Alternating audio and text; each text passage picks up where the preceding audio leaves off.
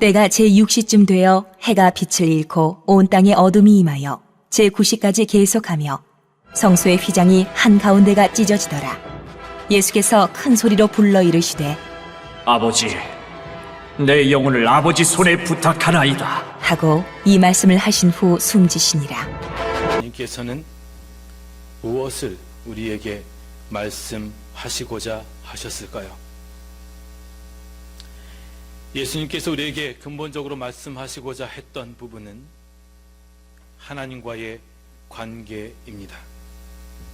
예수님은 가상 7원의 말씀에서 주님이 하나님과 어떤 관계 가운데에 계신지를 우리에게 보여주셨습니다.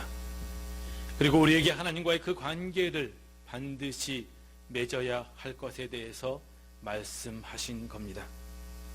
유언이란 죽음을 앞두고 있는 사람이 여전히 살아있는 내 주위에 나와 가장 가까운 관계에 있는 사람들에게 마지막으로 당신들은 이렇게 살았으면 좋겠습니다. 당신들이 이런 사람이 되었으면 좋겠습니다 하는 사랑과 신뢰와 위탁의 말씀이라고 함께 나누었습니다. 그렇습니다.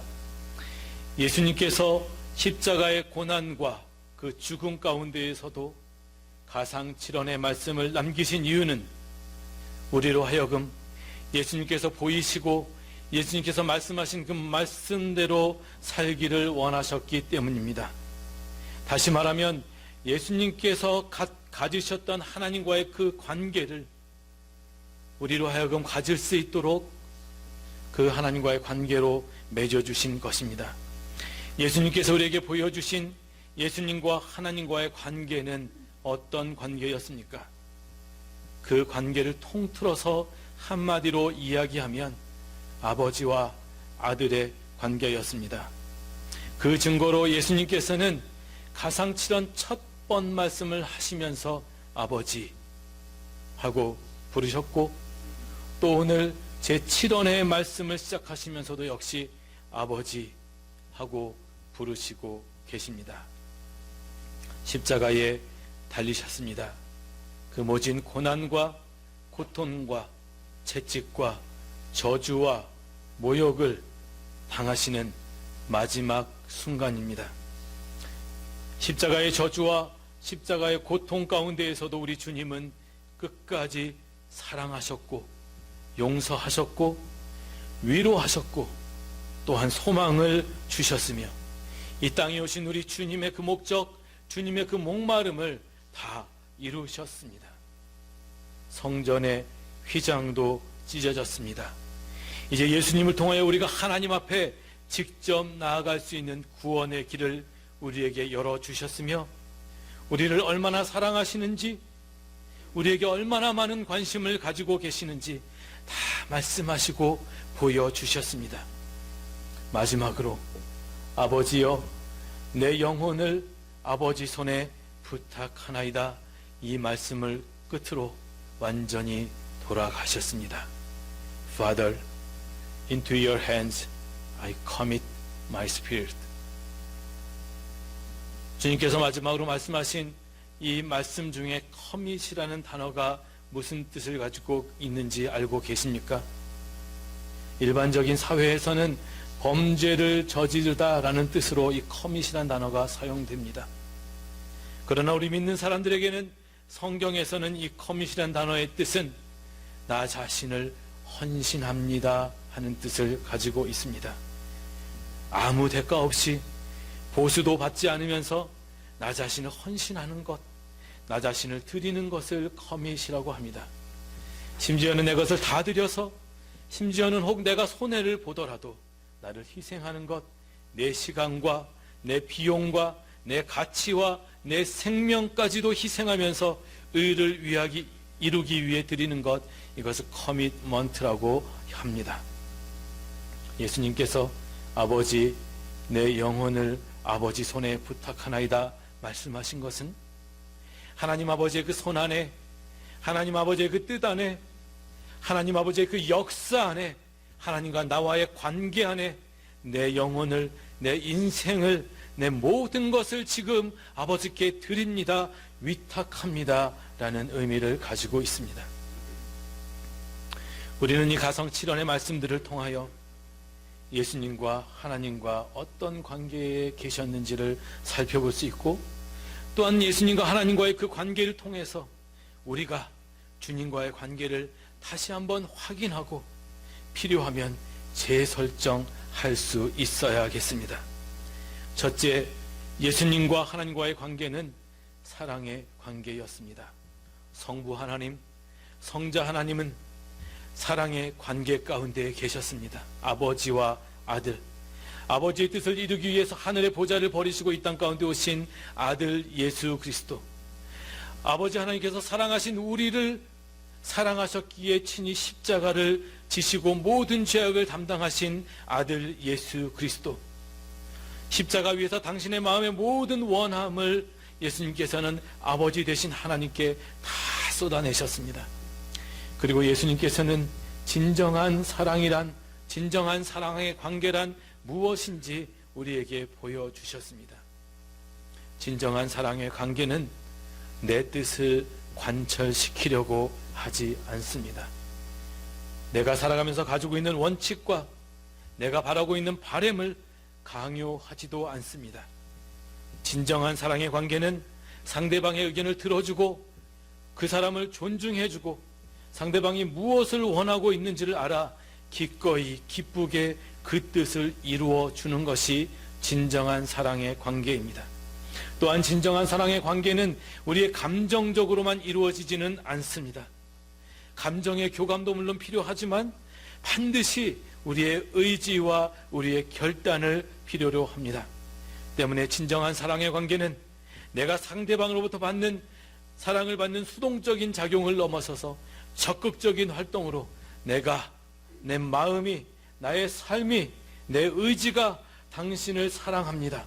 그렇기 때문에 당신의 모든 것을 내가 함께 하겠습니다라고 수용하고 결단하고 행동하는 적극적 의지의 표현입니다. 예수님께서 그렇게 자신의 의지로 하나님을 사랑하는 것을 우리에게 가르쳐 주셨을 뿐만 아니라 보여주셨으며, 내 뜻이 아니라 아버지의 원대로 모든 것이 이루어지기를 원하고 그래서 그렇게 기도하셨고 그렇게 사셨습니다. 아들 예수님은 아버지 하나님을 사랑했기 때문이었습니다.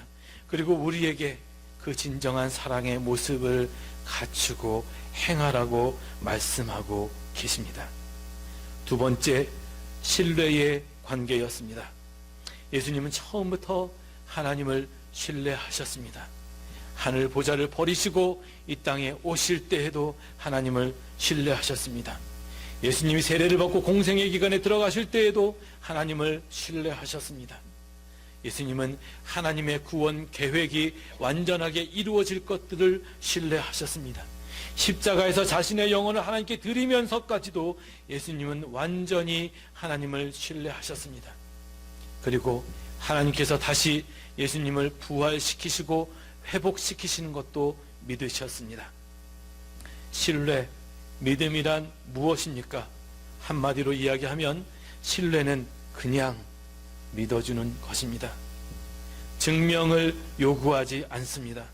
모든 것을 다 보고 일일이 확인하지 않아도 되는 관계가 신뢰의 관계입니다. 내가 처했던 상황이나 환경, 그리고 눈에 보이는 되어진 자료를 신뢰하는 것이 아니라 내 앞에 있는 그 사람을 사랑하기에 믿어주고, 내가 주님을 사랑하기에 주님께서 나와 함께 하시고 주님의 능력으로 나를 지키신다는 사실을 믿는 것, 그것이 신뢰입니다. 되어진 것들과 나타난 기적들을 가지고 우리가 하나님의 신뢰의 정도가 커진다고 한다면 이 세상에서 가장 믿음이 좋은 사람들은 이스라엘 사람들일 것입니다. 그러나 역사는 그렇게 이야기하고 있지 않습니다. 오히려 이스라엘 사람들이 더 하나님을 배반하고 하나님을 떠나고 하나님을 모욕했던 것들을 우리는 성경을 통해서 볼 수 있습니다. 그러므로 우리는 기적을 통해서, 되어지는 일들을 통해서, 나타난 것들을 통해서 우리의 믿음을 확인하는 것이 아닙니다. 히브리서 11장 1절 말씀은 믿음은 바라는 것들의 실상이요 보이지 않는 것들의 증거라고 말씀합니다. 때문에 아브라함은 부름을 받았을 때에 그가 갈 바를 알지 못했고 갈 곳을 보지 못했지만 순종함으로 나아갈 수 있었습니다. 우리가 아이들을 키우다 보면 그럴 때가 있습니다. 아니, 제가 만난 대부분의 아버지들은 거의 다 한 번 이상씩은 제가 지금 말씀드리려고 하는 방법으로 아이들을 테스트하고 함께 놀았다고 이야기했습니다. 아이가 자라기 시작하고 걸음마를 시작하면 높은 단위의 아이를 올려놓습니다. 그리고 아빠에게 오라고 웃으면서 부릅니다. 아마 다들 기억이 나실 겁니다. 그때 어린아이는 어떻게 합니까? 아빠만 바라봅니다. 그곳이 높은 곳인지 아빠가 얼마나 멀리 있는지 측정하지 않습니다. 아빠의 얼굴을 보고 아빠의 표정을 보고 아빠의 목소리를 들으며 아빠를 향해서 뛰어내립니다. 완전히 아빠만 바라봅니다. 그리고 아빠한테 점프합니다. 완전한 커미먼트, 완전한 신뢰, 완전한 위탁을 하게 되는 것입니다. 전혀 의심하지 않습니다. 아무도 가르쳐주지 않았는데도 그러나 이 아이가 조금씩 키가 들고 나이가 들어가고 새 속에 물들게 되면 이제 아빠가 자기를 그 자리에 세워놓고 웃으면서 아빠에게 오라고 이야기할 때에 아빠와 자기의 거리를 계산하기 시작합니다.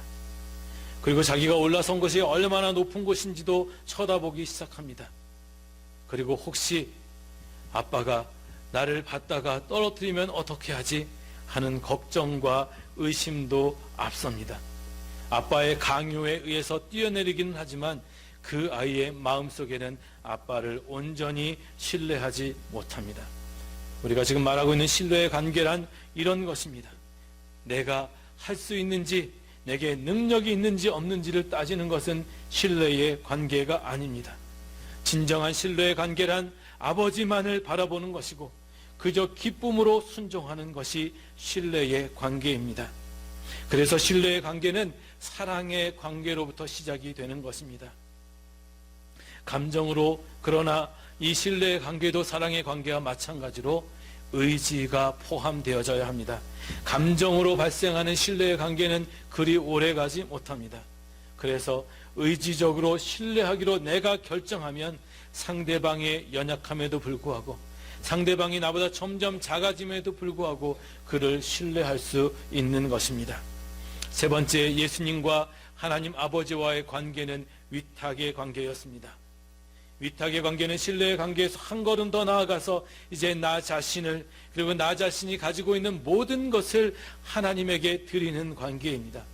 사랑의 관계로부터 신뢰의 관계가 되고 나면 우리는 비로소 위탁의 관계로 들어갈 준비가 되어 있는 것입니다.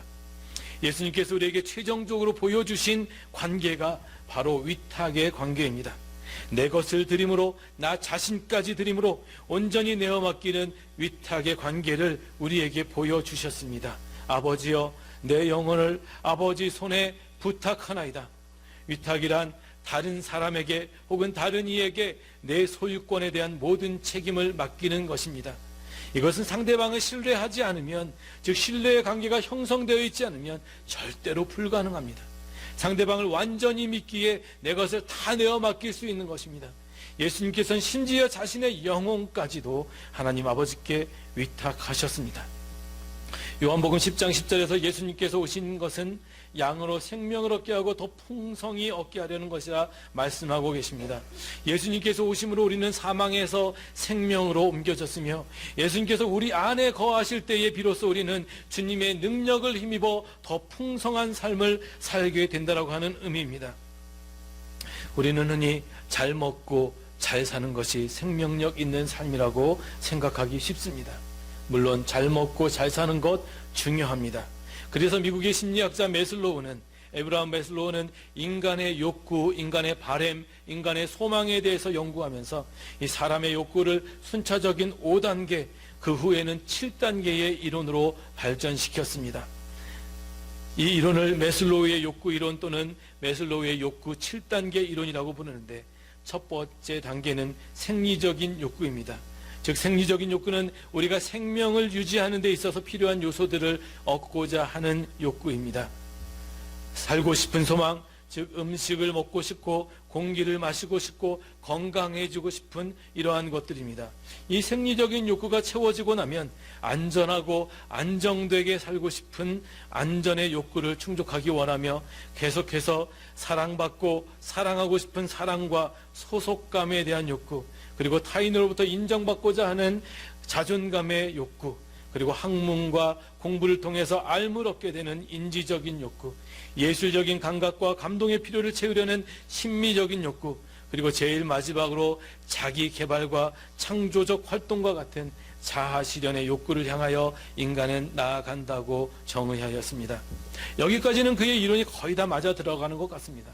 메슬로우의 이론에 의하면 스스로의 원함, 즉 자아를 실현하는 것으로 인간의 욕구는 끝이 납니다.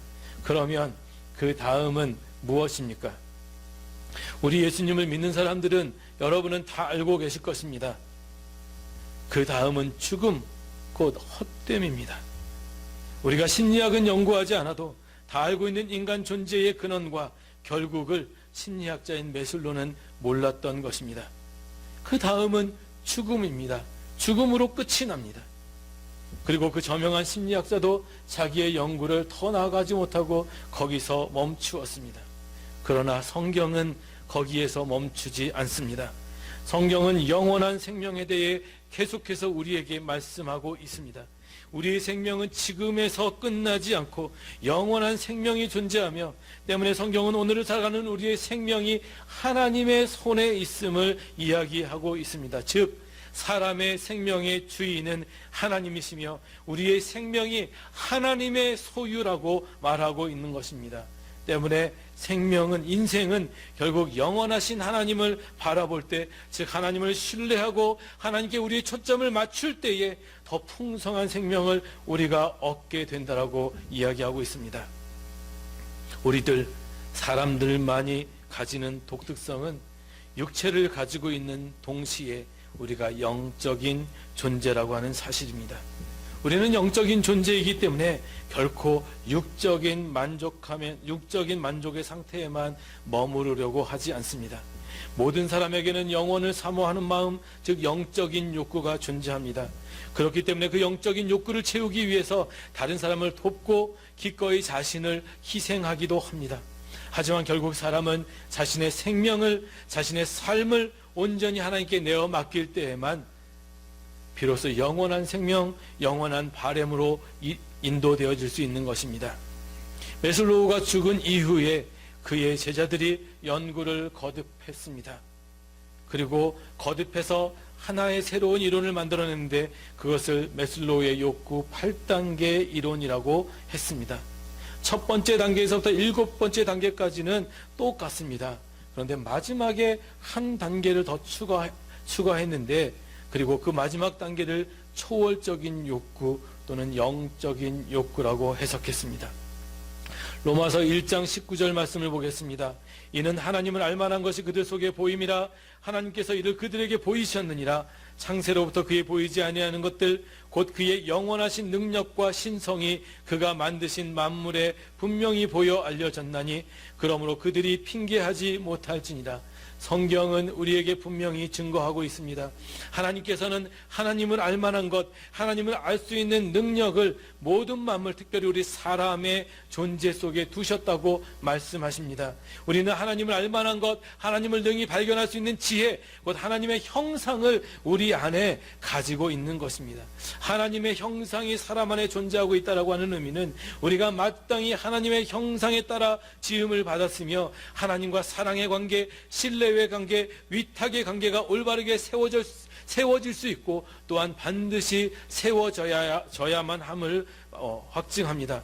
따라서 하나님과 위탁의 관계에 있지 않은 사람은, 하나님과 위탁의 관계를 상상조차 해보지 않은 그러한 사람들은 성경에 의해서도 인간의 심리학에 의해서도 아직까지도 자기 존재의 이유와 가치를 발견하지 못하고 살아가는 인생이 되고 말아버립니다.